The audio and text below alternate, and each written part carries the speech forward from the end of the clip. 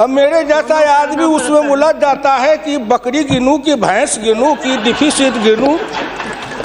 मैंने गोबर देखा, मैंने बकरी की गिनती की, मैंने भैंस की गिनती की। अब संजोग से लोकसभा में आया हूं तो वो आंकड़े की गिनती करनी पड़ती है। Fiscal deficit, revenue deficit. अब मेरे जैसा आदमी उसमें उलझ जाता है कि बकरी गिनूं कि भैंस गिनूं कि डिफिसिट गिनूं। यहाँ आके डेफिसिट गिनूं। वहाँ जब आदरणीय हुकुमदेव ने अपने राजनीतिक जीवन सफ़र के बारे में विस्तार से चर्चा किया कि वे कैसे पले बढ़े और उन्होंने आज तक यहाँ तक कामयाबी हासिल किया, इसके पीछे कितना मेहनत किए वे ही जानते हैं।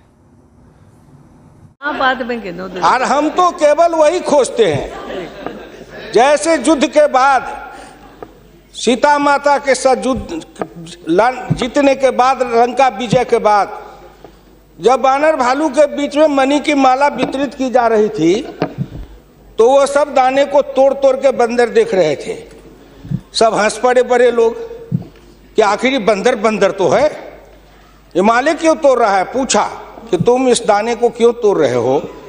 तो कहा मैं इस हर दाने में सीताराम की मूर्ति देखना चाहता हूं, और जिस दाने में सीताराम की मूर्ति नहीं हो मेरे लिए निरर्थक है। तो मैं तो बजट के हर पन्ना को पढ़ता हूं तो देखता हूं इसमें किसान कहाँ है, इसमें मजदूर कहाँ है, इसमें गांव कहाँ है, इसमें हमारे गाय भैंस के चारा दाना का कुछ है कि नहीं है, इसमें मेरे गांव की जो गरीब औरतें हैं जो खेत में काम करती हैं, पसीना बहाती हैं, मिट्टी पानी में सड़ती हैं, उनके शरीर से बदबू निकलता है। जीवन में कभी एक बार भी उनको लक्स और कौन रेक्सोना साबुन, कौन ये लिपस्टिक पाउडर, ये छूने का देखने का अवसर नहीं मिलता है। क्या उसकी दुनिया को इन्होंने देखा था? मैं उन्हीं से पूछना चाहता हूं। अब तो बड़ी बड़ी बात करते हो, आगे दिन पीछे गए, गुरु से किया न है तब पछतावा होत क्या, चिड़िया चुग गई खेत।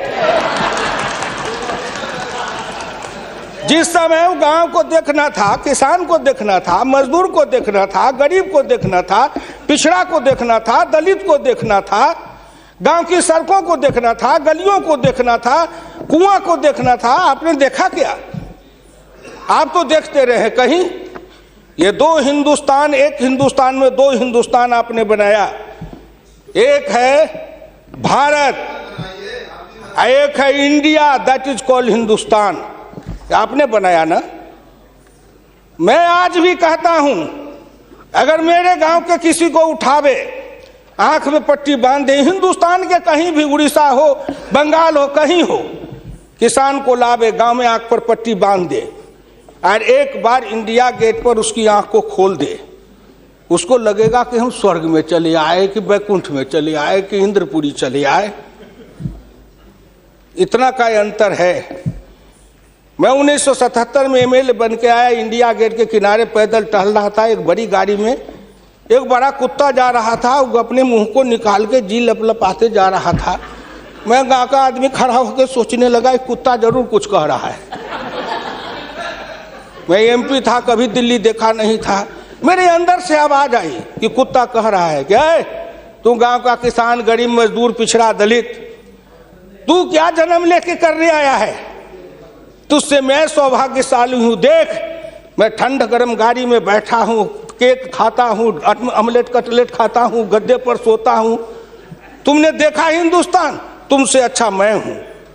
उस दिन मुझे लगा कि इस हिंदुस्तान के बड़े लोगों के कुत्ते भी मुझसे अच्छी जिंदगी जी के रहे हैं, और मुझे उस जिंदगी से भी बदतर जिंदगी जिलाने वाले कोई नहीं है, आप हैं। राज किया है आपने। मैं आंदोलन किया, जेल में गया, जेल में सराया। आज भी पूर्वा हवा चलती है तो आपके पुलिस की लाठी से जो हड्डी में चोट है वो कहीं ना कहीं दर्द करने लगता है।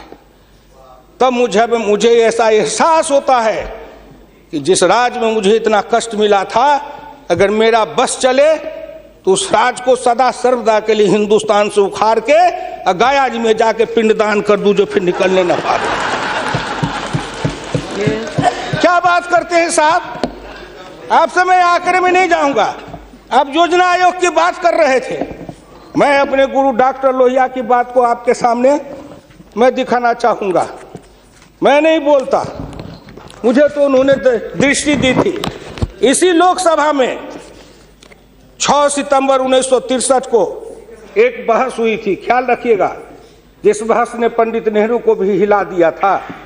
वो बहस थी 3 आना बनाम 15 आना का।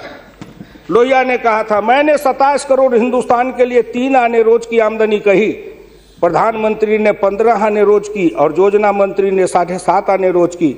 अब प्रधानमंत्री और योजना मंत्री आपस में निपट लेंगे कि दोनों में कौन सही है।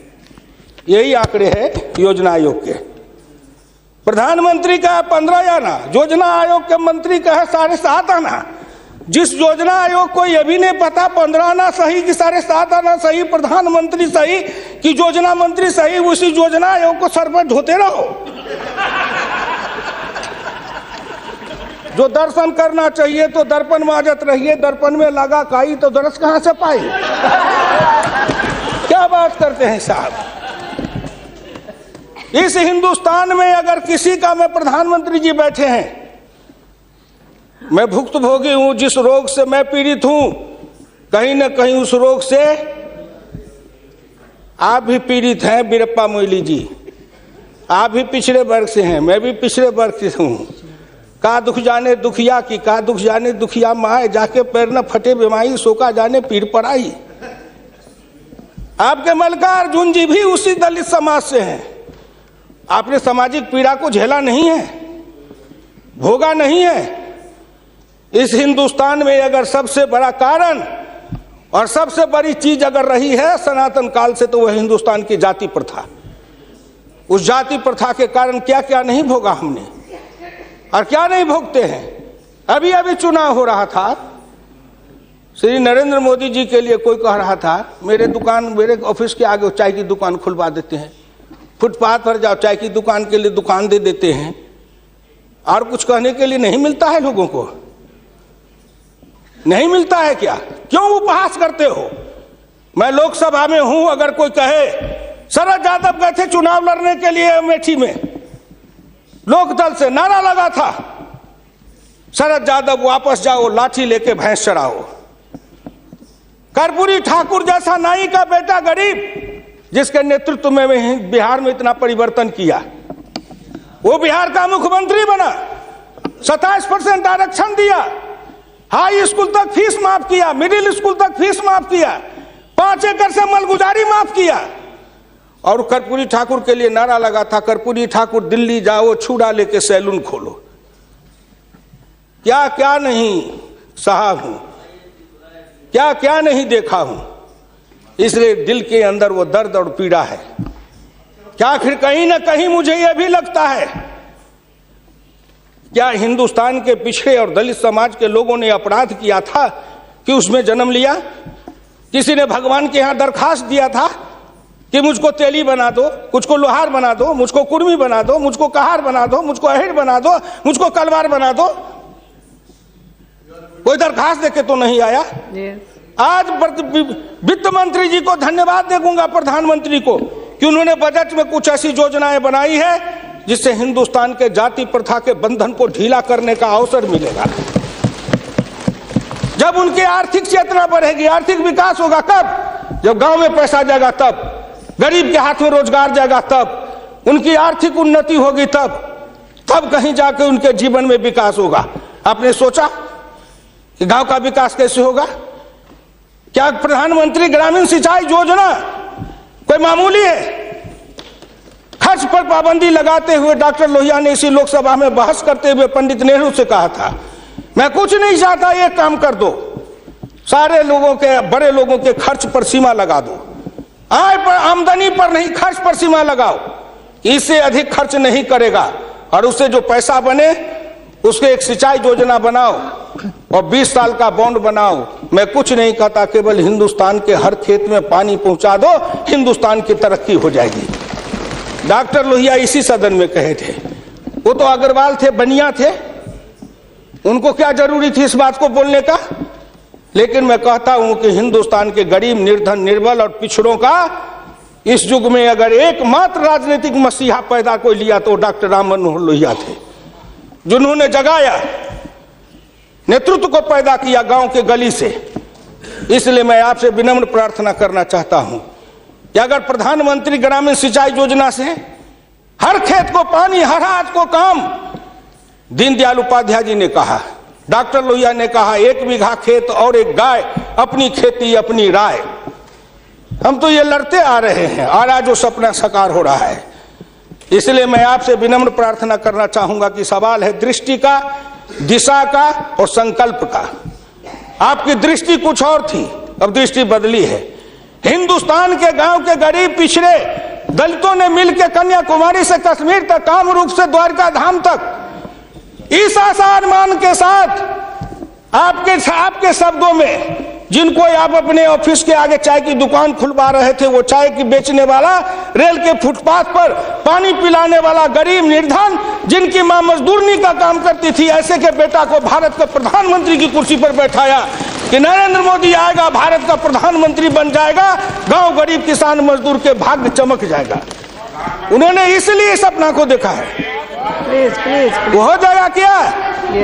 ये 9 महीना में हो जाएगा। आप नेता बोलते थे, मैं सुन रहा था, मुलायम सिंह आदरणीय बोल रहे थे, मेरे साथी हैं, बरसों तक समाजवादी आंदोलन में लड़े, कि 9 महीना में तो बच्चा पैदा हो जाता है। मैंने कहा कितनी वैज्ञानिक बात कर रहे हैं, ये तो वैज्ञानिकता है, प्रकृति का नियम है, 9 महीना में बच्चा पैदा होता है। लेकिन जो बच्चा पैदा होता है, क्या वो बच्चा 9 महीना में फिर बच्चा पैदा कर देगा क्या?